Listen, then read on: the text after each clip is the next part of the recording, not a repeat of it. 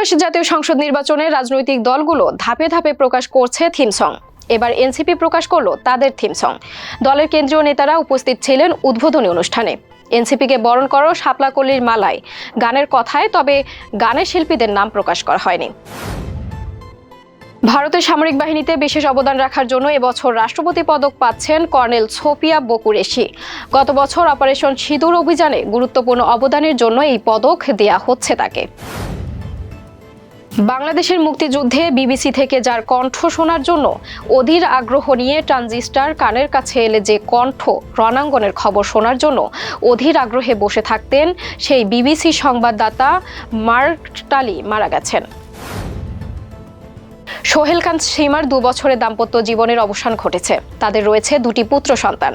তাদের দাম্পত্য জীবনে ভাঙার সময় পাশে ছিলেন ভাসুর সালমান খান বলে জানিয়েছেন সীমা। সালমান, আরবাজ ও সোহেল খান 3 ভাইয়ের মধ্যে বড় ভাই সালমান চিরকুমার রয়ে গেছেন। দীর্ঘ দাম্পত্য জীবনের পর এবছর ছাড়াছাড়ি হয় আবরাজ মালাইকার। শেখ হাসিনার সাথে তিশার ছবি জাদুঘরে রাখার পরামর্শ দিলেন অভিনেত্রী, প্রযোজক ও পরিচালক শাওন। উল্লেখ্য, তিশা মুজিব একটি জাতির রূপকার ছবিতে বঙ্গবন্ধুর স্ত্রীর ভূমিকায় অভিনয় করেছিলেন এবং ছবিটি নিয়ে স্বামী ফারুকী সহ কান চলচ্চিত্র উৎসবেও যান তিশা ফারুকী দম্পতি। 2026 বিশ্বকাপের বাঁশি বাজতে আর বেশি দেরি নাই। শিরোপায় 2 বড় দাবিদার ব্রাজিল এবং আর্জেন্টিনা এখন দল গোছাতে ব্যস্ত সময় পার করছে।